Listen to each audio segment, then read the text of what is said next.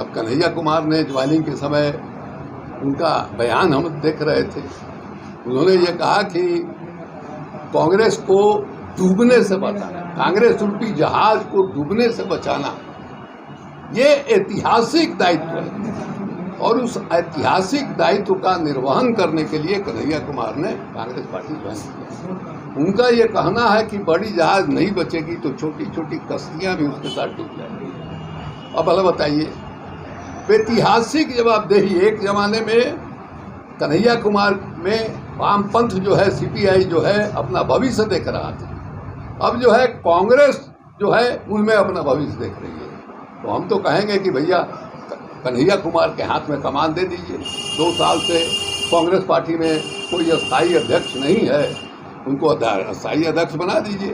तो उनको ऐतिहासिक जो जिम्मेवारी वो महसूस कर रहे हैं कि कांग्रेस रूपी जहाज को डूबने से बचाना है, उनके हाथ में कांग्रेस का पतवार दे दीजिए। देखिए उसको किनारे पर लगाते हैं कि नहीं लगाते हैं। लेकिन भाषण देने से ही जो है वो बदल जाता है। हम तो उनके मुकाबले कहीं ठहरते नहीं है भाषण देने का।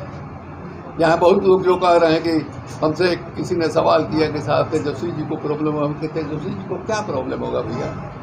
तेजस्वी के जो उम्मीदवार थे मैंने 2019 में बेगूसराय से, वो सेकंड रहे, कन्हैया कुमार जो है तीसरे स्थान पर हैं।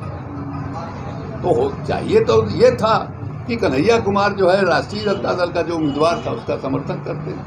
हमको याद है कन्हैया ने कहा था खुद कि गठबंधन अगर हमको उम्मीदवार बनाएगा तो हम चुनाव लड़ेंगे, नहीं तो हम नहीं लड़ेंगे। तो आपने जो सेकुलर वोट था उसको डिवाइड किया। आपने जो है भारतीय जनता पार्टी को मदद किया एक ढंग से 2019 में चुनाव लड़ करके। हमारे कैंडिडेट को आपने हराया। अब जो है देखिए कांग्रेस में गए हैं, वहाँ क्या गुण खिलता है। कांग्रेस के साथ हमारी सहानुभूति है। अभी जो है देखिए कि सिद्धू जी को उन्होंने अध्यक्ष बनाया। 5 साल पहले मैंने सिद्धू जो है भारतीय जनता पार्टी छोड़ करके आए थे। मैंने उसके चलते 80 साल के बूढ़े कैप्टन अमरिंदर सिंह को अपमानित किया गया, जलील किया गया। और उस सिद्धू का देखिए क्या हाल है, अपने भी छोड़ दिया। नरेंद्र मोदी सरकार से हासिल कर सकते थे। वो कब मौका था? जब 2015 में महागठबंधन की सरकार बनी, जिस सरकार में हम लोग भी शामिल थे। Tejashwi Yadav leader of opposition जो है वो सरकार में उप मुख्यमंत्री थे। तो बहुमत था, विधायकों की संख्या थी राष्ट्रीय जनता दल के पास। नीतीश कुमार की पार्टी के विधायकों की संख्या कम थी। इसके बावजूद राष्ट्रीय जनता दल ने उनको मुख्यमंत्री बनाया। उसके बाद वो चले गए अचानक। अब जिस समय वो गए उस समय लोहा गर्म था। उस समय अगर नरेंद्र मोदी के साथ उन्होंने सौदेबाजी किया होता कि भाई आप बिहार को विशेष राज्य का दर्जा दे दीजिए, तो मेरा भी चेहरा बचेगा। क्योंकि मनमोहन सिंह की जब सरकार थी उस समय उन्होंने ये कहा था कि अगर मनमोहन सिंह की सरकार जो है बिहार को विशेष राज्य का दर्जा दे देती है तो हम इस सरकार का समर्थन करेंगे। अब ये बात उस समय अगर वो कहे होते तो नरेंद्र मोदी के लिए भी एक बड़ी बात थी कि नीतीश कुमार जिन्होंने हमारे वजह से मुख्यमंत्री हाउस में भारतीय जनता पार्टी के नेताओं को जो घोष दिया गया था वो उन्होंने वापस ले लिया। इतना परहेज था नरेंद्र मोदी से कि उनके साथ वो तस्वीर में भी दिखाई नहीं देना चाहते थे। आपको याद है, आप लोगों को भी याद होगा कि पंजाब में प्रकाश सिंह बादल ने एक कार्यक्रम कराया था। उस कार्यक्रम में नीतीश जी गए थे और संयोग से नरेंद्र मोदी भी उस कार्यक्रम में मौजूद थे। नरेंद्र मोदी चालाक आदमी, उनको मालूम था कि हमसे कितना परहेज ये करते हैं।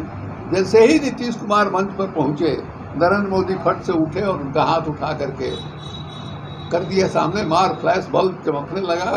देश भर के अखबारों में जो है तस्वीर छपी। वहां से आते हुए रास्ता में संजय झा को उन्होंने बताया। संजय झा आजकल क्या सिंचाई मंत्री या क्या हैं, लेकिन नाक के बाल हैं वो नीतीश कुमार के। उनको बताया कि भला बताइए, आपने ऐसे आदमी के साथ जो है हमारी तस्वीर खिंचवा दी जिसका नाम लेने से इस देश के करोड़ों अल्पसंख्यकों के मन में भय व्याप्त हो जाता है। इतना परहेज था। वैसा आदमी फिर नरेंद्र मोदी के पास जा रहा है तो नरेंद्र मोदी के लिए तो एक बड़ी बात थी। उस समय अगर इन्होंने शर्त ये लगाया होता तो हमको पूरा यकीन है कि बिहार को विशेष राज्य का दर्जा मिल जाता। उस समय तो आपने किया नहीं। अब आज तो आपका मोल इतना घट गया है कि आप जो है 41 विधायकों के साथ जो है मुख्यमंत्री बने हुए हैं और दूसरे तरफ जो है हमसे एक सीट